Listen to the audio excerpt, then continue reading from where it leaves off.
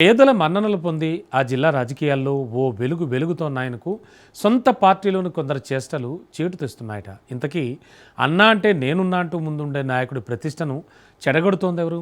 జిల్లా రాజకీయాలే కాదు, రాష్ట్ర రాజకీయాలను ఓ మలుపు తిప్పిన ఆ నేత తన సొంత నియోజకవర్గంలో మాత్రం ఆదరణ కోల్పోయేలా తెర వెనుక పావులు కదుపుతోంది ఎవరు? ఏ నియోజకవర్గంలో ఇటువంటి పరిస్థితి నెలకొంది? అసలు ఎవరా నేత? తెలుసుకోవాలంటే ఈ స్టోరీ చూడాల్సిందే.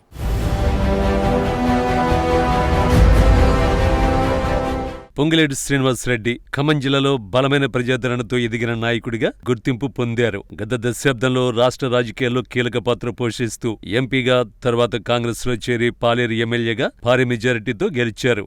ప్రస్తుతం రాష్ట్ర ప్రభుత్వంలో మంత్రిగా బాధ్యతలు నిర్వర్తిస్తున్నారు. కార్యకర్తల కుటుంబ కార్యక్రమాలు, ఆపద సమయాల్లో సహాయం చేయడం, ప్రజలతో నేరుగా కలవడం వంటి చర్యలు ఆయనకు బలమైన మాస్ ఇమేజ్ తెచ్చిపెట్టే. అయితే మరోవైపు ఆయన అనుచరులుగా చెప్పుకునే కొందరు వ్యక్తుల వ్యవహార శైలిపై విమర్శలు కూడా వినిపిస్తున్నాయి. మంత్రితో సన్నిహిత సంబంధాలు ఉన్నట్లు చెప్పుకుని అధికారులపై ప్రభావం చూపించడం, వివిధ పనుల పేరుతో ప్రజల నుంచి డబ్బులు వసూలు చేస్తున్నారనే ఆరోపణలు ఇటీవలి కాలంలో చర్చనీయాంశంగా మారాయి. గ్రామస్థాయిలో సంక్షేమ పథకాల అమలులో కూడా కొందరు మధ్యవర్తులు జోక్యం చేసుకుంటున్నారని, దీనివల్ల అసలు లబ్ధిదారులకు నష్టం జరుగుతోందని స్థానికంగా విమర్శలు వ్యక్తమవుతున్నాయి.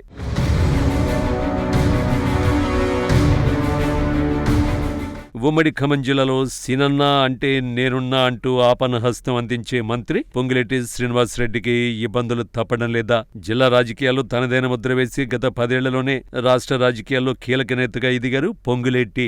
ఖమ్మం జిల్లాలో అత్యంత బలమైన నేతగా ఉన్నారు. 2014-2019 కాలంలో వైసీపీ తరఫున ఖమ్మం ఎంపీగా గెలిచి 2023 జూలైలో కాంగ్రెస్ పార్టీలో చేరి పీసీసీ ప్రచార కమిటీ కో చైర్మన్ గా, ఎన్నికల కమిటీ సభ్యుడిగా బాధ్యతలు చేపట్టారు.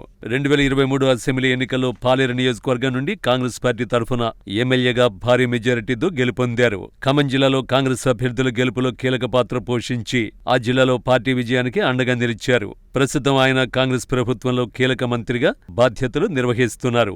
పొంగులేటి తన రాజకీయ ప్రస్థానంలో ఎన్నో ఒడిదుడుకులు ఎదుర్కొన్నారు. అయితే ఖమ్మం జిల్లాలో ఏ ఒక్క బీఆర్ఎస్ అభ్యర్థిని అసెంబ్లీ గేటు తాకనివ్వనని పొంగులేటి శ్రీనివాసరెడ్డి సవాలు విసిరి అన్న మాటను నిలబెట్టుకున్నారు. ఇప్పుడు ప్రభుత్వంలో కీలకంగా వ్యవహరిస్తున్నారు. మొదట్నుంచి పొంగులేటి శ్రీనివాసరెడ్డికి ఖమ్మం జిల్లాలో ఫ్యాన్ ఫాలోయింగ్ కూడా ఎక్కువే. కార్యకర్తల ఇంట్లో ఏ చిన్న కార్యక్రమమైనా ఆపద ఉన్నా సీనన్న ముందుండేవారు. పెళ్లిళ్లకు, శుభకార్యాలకు పట్టు వస్త్రాలు, కానుకలు అందించి నేనున్నాననే భరోసా కల్పించేవారు. ఇక పొంగులేటి క్యాంపు కార్యాలయానికి వెళ్తే అల్పాహారం మొదలు భోజనం అందిస్తూ ప్రజల మనసును గెలిచారు. ఇదంతా బాగున్నా ఆయన అనుచరులుగా చెప్పుకునేవారు కొందరు చేస్తున్న చేష్టలు మంత్రికి చెడ్డ పేరు తెచ్చిపెడుతున్నాయట.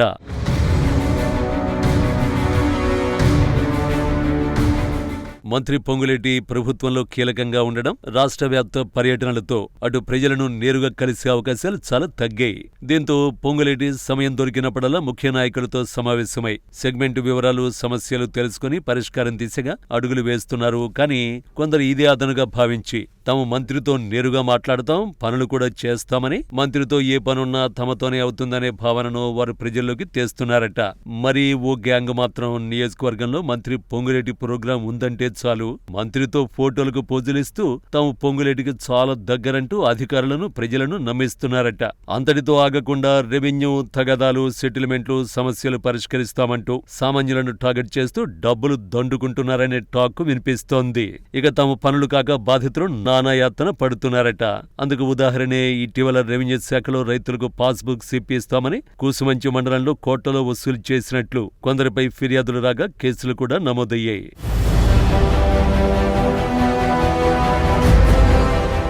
ఇక అనుచరులమని చెప్పుకునే గ్యాంగ్ గ్రామాల్లో టెస్టువేసి ఏ సంక్షేమ పథకం వచ్చినా తాము అనుకున్న వారికే ఇవ్వాలని అధికారులపై ఒత్తిడి తెస్తున్నారట.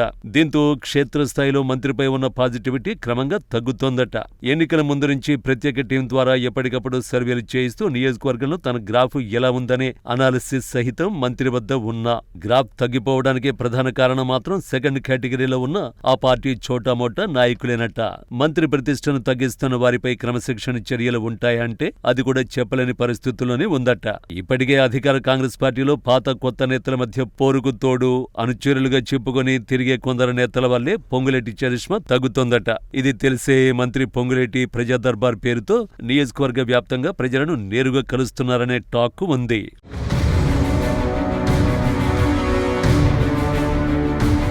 అనుచరుల వ్యవహార శైలిపై నియంత్రణ లేకపోతే రాజకీయ ఇమేజ్పై ప్రభావం పడే అవకాశం ఉందని విశ్లేషకులు సూచిస్తున్నారు. ఈ నేపథ్యంలో మంత్రి పొంగులేటి భవిష్యత్తు వ్యూహం ఎలా ఉంటుందన్న దానిపై రాజకీయ వర్గాల్లో ఆసక్తి నెలకొంది. ఇప్పటికైనా అటువంటి వారిపై చర్యలు తీసుకోకపోతే భవిష్యత్తులో పొంగులేటి భారీ మూల్యం చెల్లించుకోక తప్పదనే భావన పొలిటికల్ సర్కిల్స్ లో నడుస్తోందట.